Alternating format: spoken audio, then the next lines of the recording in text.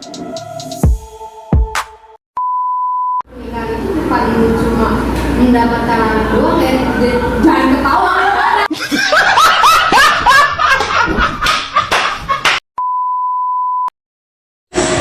Aku mau nanya deh, kan tante aku sekarang kan udah umur 37 tahun nih. Nah, ini pernikahan dia yang 2 tahun ini. Nah, aku mau nanya, dia kan sekarang udah punya 2 anak nih. Aku mau nanya, pil KB itu dianjurin buat dia apa enggak? Sebenarnya sih ya pernikahan itu bukan hanya perihal mendapat anak aja gitu loh. Karena untuk merawat anak juga harus mampu memenuhi kebutuhannya. Selain materi, merawat anak juga perlu mental yang siap gitu. Kalau mentalnya belum siap, takutnya berdampak pada anaknya gitu kan. Apalagi Indonesia ini termasuk populasinya atau angka kelahirannya itu cukup tinggi gitu. Jadi menurut gue alasan positif melakukan program KB ini bagus sih, karena bisa mencegah membludaknya penduduk dan pengangguran di Indonesia juga.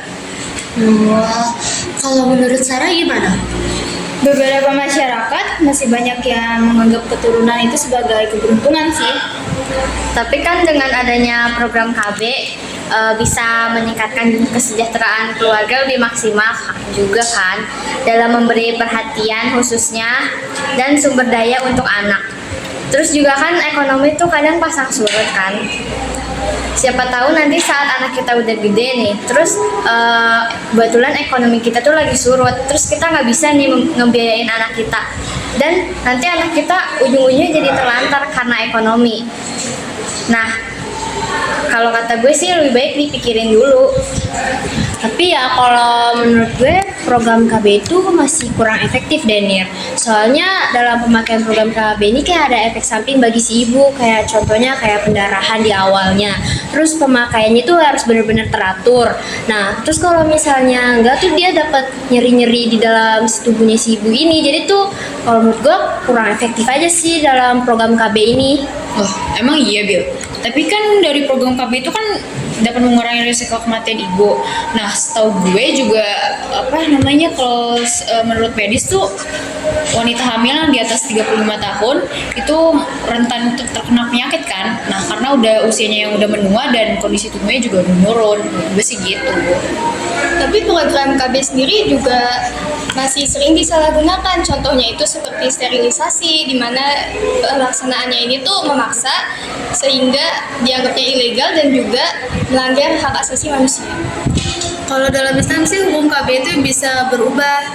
Yang pertama itu misal diperbolehkan apabila hanya dengan motivasi yang hanya bersifat pribadi, kayak untuk menjarangkan kehamilan atau kelahiran anak, yaitu untuk menjaga kesehatan seorang ibu.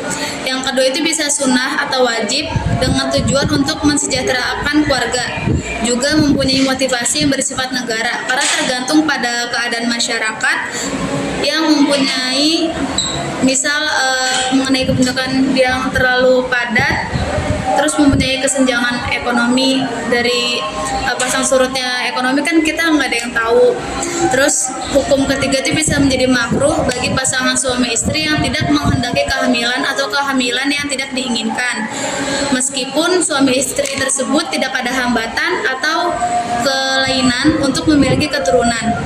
Yang keempat itu bisa menjadi hukum haram apabila seseorang melaksanakan KB dengan cara yang bertentangan dengan norma agama, misalnya dengan cara vaksektomi atau sterilisasi suami, dan abortus yaitu pengguguran kandungan.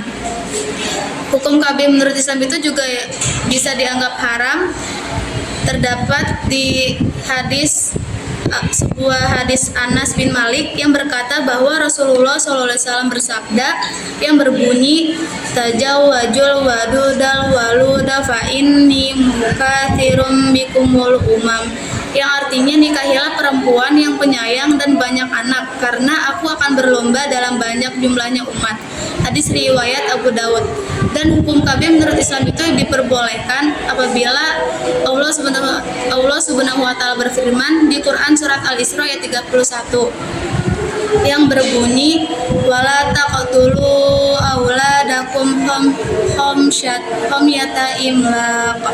Nahnu narzuquhum wa iyyakum inna qatlahum kana khit'an kabira. Yang artinya, dan janganlah kamu membunuh anak-anakmu karena takut miskin.